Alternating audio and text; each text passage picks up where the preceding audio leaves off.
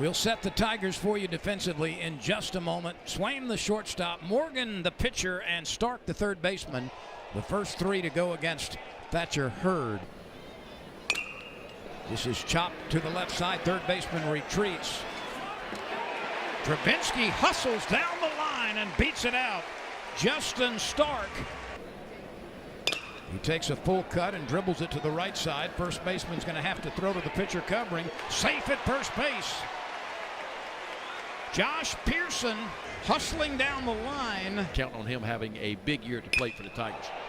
He hits it high. He hits it deep. And this one is in the bleachers. You can pucker up and kiss that baby goodbye. For the first time in 2024, we kiss one goodbye as Jared Jones smashes one into the left field bleachers. And the Tigers on that swing take a 3-0 lead. I'm not sure what that waddle is right there, but if you're going to hit them that far, I guess you could come around third base and waddle home any way you want to. But Jerry Jones puts a charge in that one. And look, he was fooled a little bit on that. It just goes to show you how strong he is. Watch the body. Body kind of drifts out in front a little bit, but boy, he kept his hands back and just threw the barrel at it. And when the big fella does this and gets that launch angle like that, you can forget about it. How about a Weaver, a 3-run shot? That's his 15th career home run. That's a rope to left. Bingham's first at bat as a Tiger results in a liner to left field. He had 25 starts last year and played in twice as many games, and he comes through with a single sharply up the middle. I might can throw that one out later in the week when it clears up. That breaking ball did not bite. And he's called out on strikes. So Tommy White called out on strikes with the bases loaded. In the college game, I look for the strike zone to be a little bit bigger at times this year.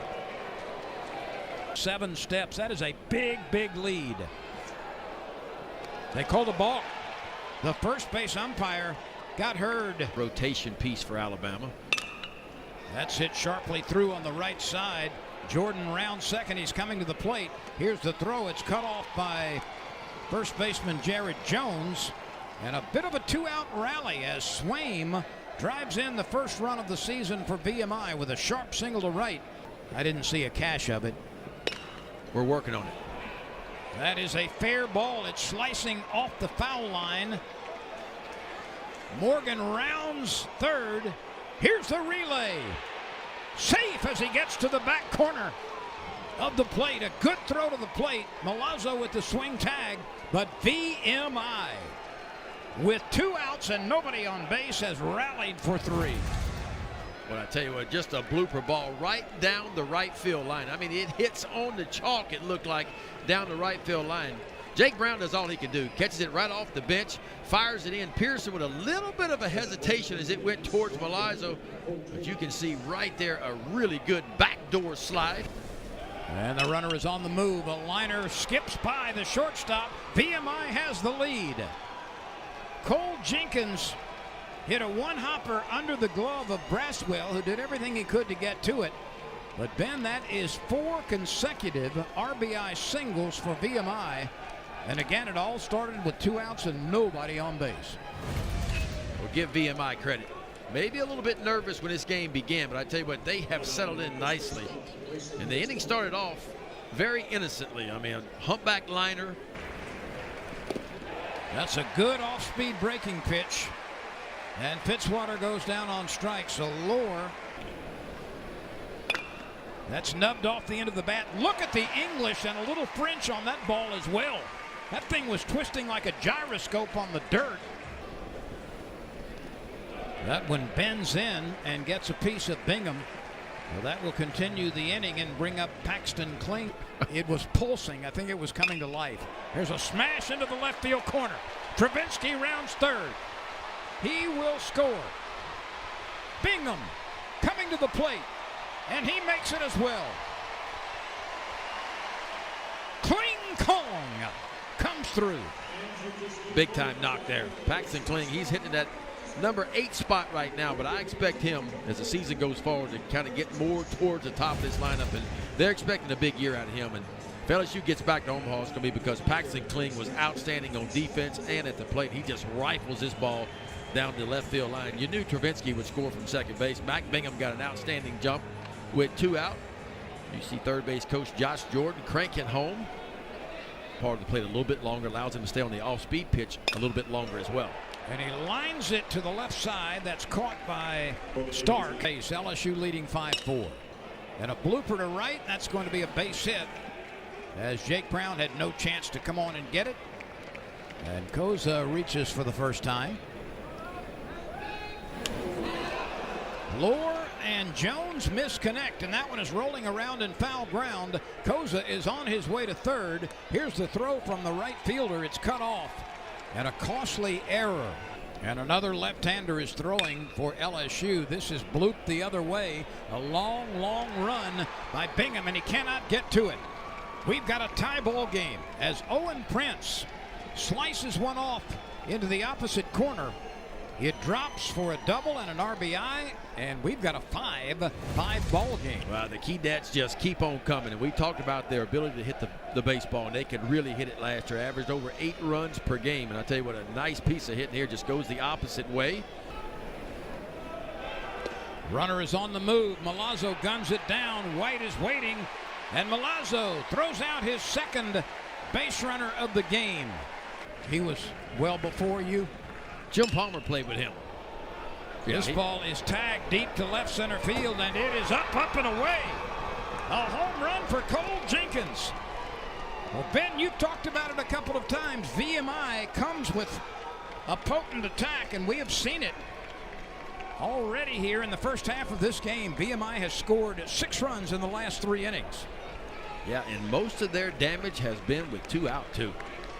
Cole Jenkins hit 11 home runs a year ago. He collects his first of this year. And VMI has a 6-5 lead over the defending national champions. Yeah, this ball left right in the heart of the plate, and Cole Jenkins quickly turns it around right over that 22nd pitch clock. Shortened year, the COVID year, 2020. Pearson smacks it into deep right center field. That is down and cut off, and now fumbled right where the grass meets the dirt. Pearson is on his way to third. Pearson dives in, and he starts this inning by placing himself at third base. We'll see how they rule it in center field, but Pearson tied into one and hit it out of the reach of the center fielder Owen Prince. Extremely high for LSU last year. 556. Jones is called out on strikes. First base umpire raised the right hand on the appeal. A drive to deep right center field. A leaping catch is made on the warning track by Cole Jenkins, the right fielder.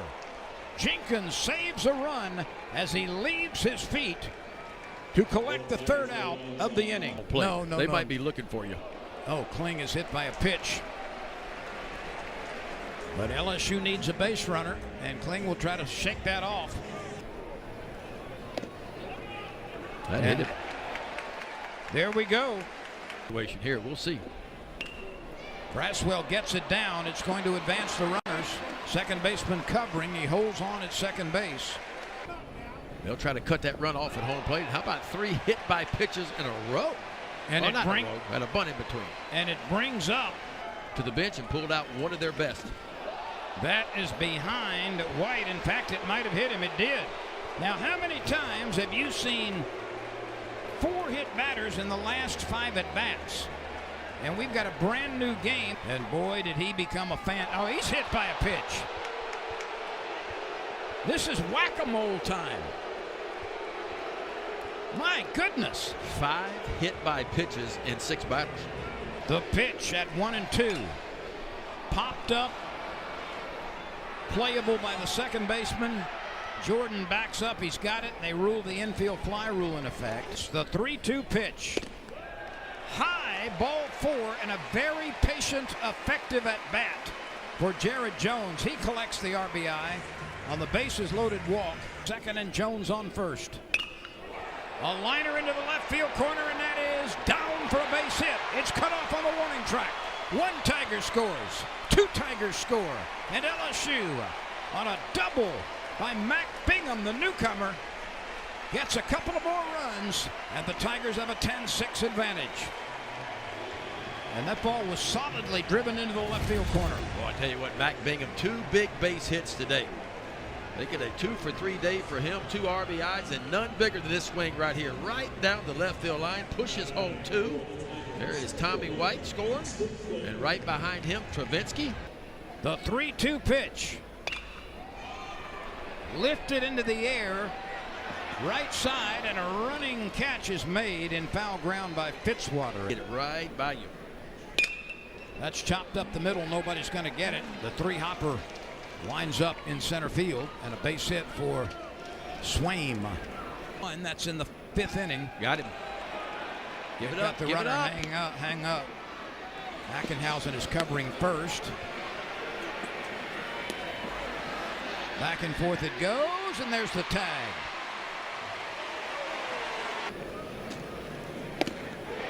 Ackenhausen heating a few up here and there, huh? IE tonight. How about that trip, huh? Bingham and Kling converge on it. It's the center fielder Kling who grabs it. So, I mean, it's right in the fire for LSU. There's ball 4. A long run for Brown, a long run for Kling. Neither one can get to it. It bounces off the warning track. And a ringing double by Fitzwater drives in a run here in the 8th inning. So there's no doubt about that. Koza swings late. Gavin Guidry gets his first strikeout of the season. The 3-2 pitch from Guidry misses outside. The inning continues. The umpires use. Guidry can't get it. This is going to be a difficult play. The transfer, the throw, and it is rolling off of the first baseman into shallow right field. A run scores. That was a chopper just out of the reach of Guidry to avoid any meaningful rainfall. Chop up the middle. Another play for the shortstop. Transfer and the throw over. That takes care of business. Who came on for a plate appearance in the top of the inning is now in left field. Tommy White is first pitch swinging and lifts this one up the elevator shaft. It finally comes down as Swaim, the shortstop, makes the catch, and White, our SEC series. Well, there's and here's one. Talking about a home run. Ladies and gentlemen, pucker up and kiss that baby goodbye. Ben McDonald just talked about the potential for 20 or more home runs. There's number 1 in game 1 as Travinsky launches one. And that's loud. Folks, this is loud. I'm talking about off the scoreboard loud. It was almost a line drive, too. I mean, it didn't have much height to it at all. But I promise you, there is a dent in that scoreboard straight away left field. And this is what kind of power he has, Lynn. I mean, it is, you talk about power, it's the most power in his team, but watch him sink into those big legs and find the barrel. You think he knew he got that one? My goodness, watch when his ball hits. That's what we call light tower power there. A big smash out of Ohio. And that pitch rips the outside part of the plate. A called third strike. How many innings can you put on him this year? You know, that's got to be the question. Brown is charging from right field. He appears to be there in time, and he is. He's had a good day. And that's the end of the ball game as he goes down on strikes. Gage Jump, who's been in the boneyard for a year and a half, comes on and gets some work in the 9th inning. Looks good in the process as he strikes out a couple, gets a 1-2-3 inning. And Ben, this game had some shaky moments for the LSU Tigers, but the Tigers prevail with 12 base hits, winning 11-8.